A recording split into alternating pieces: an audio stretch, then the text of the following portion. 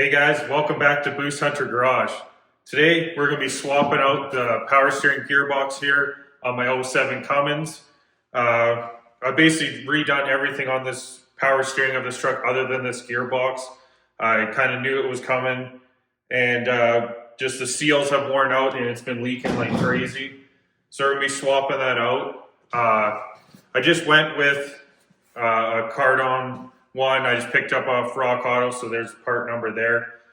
I would have liked to have gone with like one of the redhead boxes, one of the aftermarket upgraded ones, but realistically, it just wasn't in the budget right now. I didn't want to spend the money. Forget what they are; they're closer to like $800 or more. Whereas this is a remanufactured one.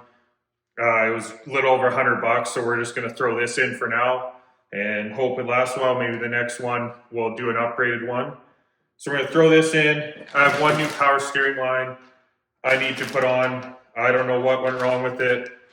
It's not leaking out of the joint. It's leaking from where it's crimped onto the hose. So I'm just going to swap that out also. But we'll get right into it here and get draining the system, get pulling some of these parts off. Okay, so we're underneath the truck here. And on my truck, I have this steering box brace here, which is a super nice upgrade if you're having trouble with the sloppy steering. So I'm going to go ahead and unbolt this here just on each end and get this pulled out of the way. And then the next step's going to be we're going to pop this line that comes from the power steering gearbox to the cooler here. And we're going to let all the power steering fluid drain out. So I'm going to go ahead and get started on that. I'll pull this brace off and then we'll get draining this.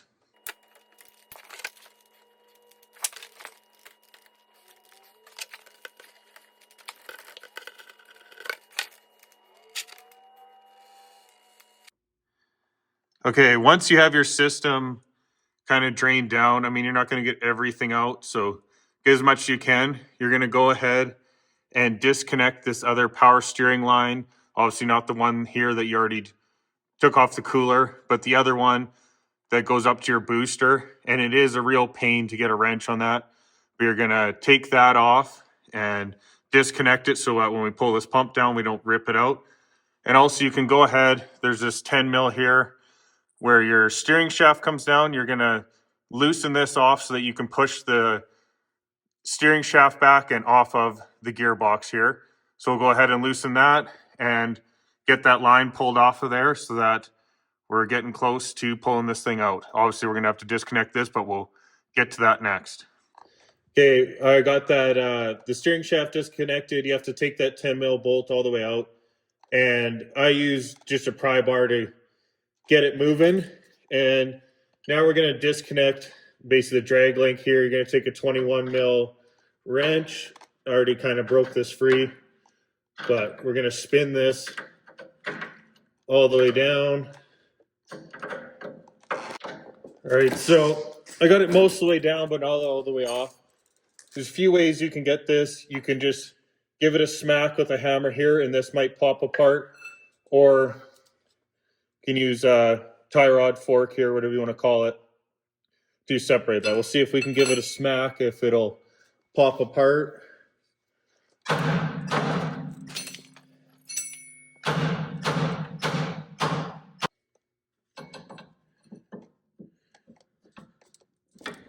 If I can even get it in there.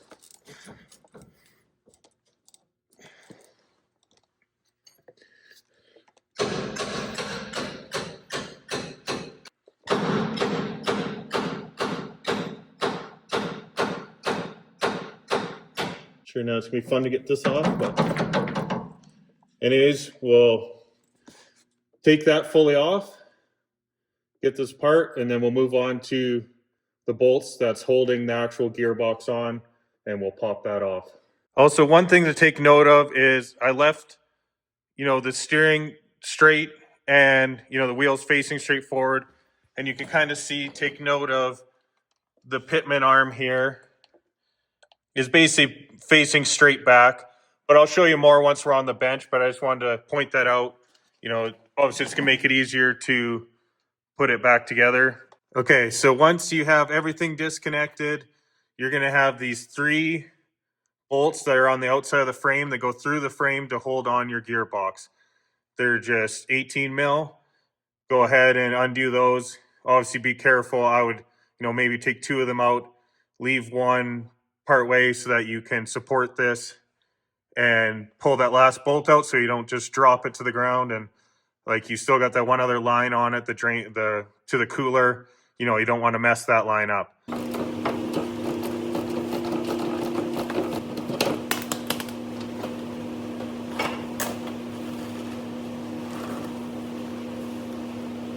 All right, so we got the new gearbox up here, and here there is a master spline, so this can only go on essentially 4 ways, 90 degrees each time. And just to make sure, we were talking about your pitman arm was pointing straight back towards the truck, so basically back towards where your steering shaft is. And a way to test it, I just made kind of a mark in the middle of the pitman arm here. And so this is rotated all the way one way. And then, see here, we're basically all the way the other way. It's full range of motion. So, you can basically have it right in the center here. And then you're not 90 degrees off. I mean, it wouldn't be the end of the world. You get in the truck. It'd be a bit of a pain, but you just pull it back off and rotate it. But this just gives you kind of a visual showing that, you should be on the right spline here. It's a little bit of a pain to turn, but, we're centered up for the most part here. You're not 90 degrees off, anything like that. You're in the center of the swing. So we got that on there, and yeah, just make sure, your splines are lined up. It's not going to go on there otherwise. So it's pretty obvious. And now we're just going to go ahead and reinstall your nut on there, or in my case, the nut with this shaft on it. And we're just going to tighten that down. Obviously, I'm not going to use a torque wrench on this because I can't, like I said, I don't have a socket. I'm just going to tighten it down.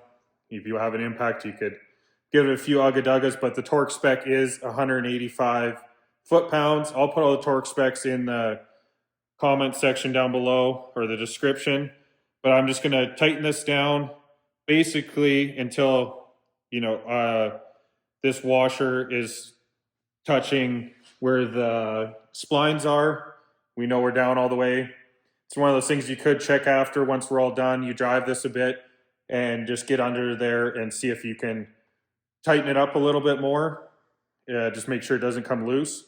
But that's all I'm going to do is go ahead and tighten this down all the way. All right, so we got that tightened down on there. Now we're ready to throw this back in the truck. With this one, for some reason it gives you slightly smaller diameter bolt. So they give you these little inserts that go on both sides of the frame where it passes through, just so they're not sloppy in there. And with the new bolts, it does say 70 foot-pounds to torque them down to. From looking online for the stock ones, they claim 145 foot-pounds on those. So just depending what style you're using, maybe the redhead boxes, depending what bolts they use, if they reuse the stock ones, be 145. But for this one, they're wanting 70. So I'm gonna go ahead, get this thing mounted up in there and torqued down. Probably would be handy if you had someone to help you just hold it in place. Once you get probably one bolt in, it's not going to be too bad. It can't go too far, but we'll go ahead, get this thing snugged up in there, and we'll move on to putting our lines back on and everything else. All right, so now that you got that gearbox torqued up, put in place, you are basically in reassembly here. And so you can go ahead, put your lines back on, and they always recommend to change these O-rings out here. So you'll pop that off. This one came with new ones. So you're just gonna go ahead, switch those out, make sure you don't have any leaks, and you can reinstall these, tighten them down on there. Like I said before, they're a pain to get at and tighten, but I just snug them up the best I can. Obviously, once we fire this up and do stuff, you can check for leaks there if you need to tighten them up a little bit more. So yeah, and then you can rehook up to your cooler with your little pinch clamp here. So I'm gonna go ahead and put those on, and we're gonna put hook back up to the pitman arm with your drag link there. Just slide it back in and put the nut on, tighten it up all the way. So obviously that's like a press fit in there. It's tapered. I'll double check the torque spec on that and put it down in the caption below. But I'm gonna go ahead, put these lines on and put that back on. And we will also, so then you're gonna hook your steering shaft back up, just the same way you took it off, slide it back on, make sure the splines line up, and put that bolt back in there, snug that right up. And for me, and if you have a steering brace, I'm gonna put that back on. And then, we'll just bring you back then. We'll show you filling it up and bleeding the system. Now that you got everything hooked back up, you're gonna go ahead and fill up your power steering reservoir. I wouldn't put, leave room in the top. And now we're just gonna bleed this. So use power steering fluid, or I know you can use ATF, and that's what I'm using. So I just put some of that in there. And then obviously we got the wheels. The front end is up off the ground.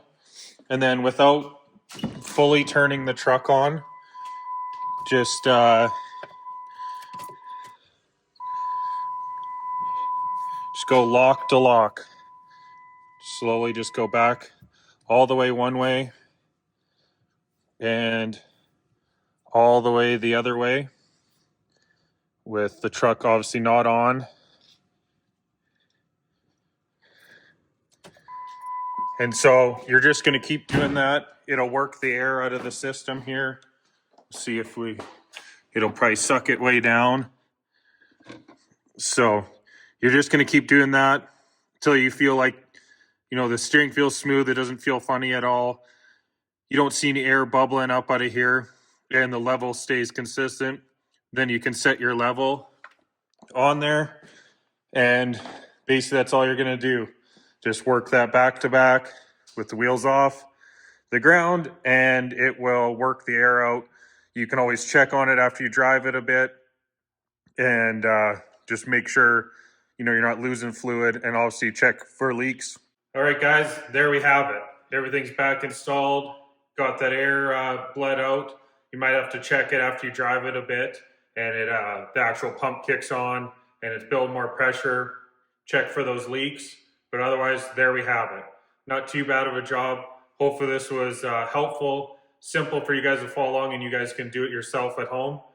And please like and subscribe. Catch me on the next videos.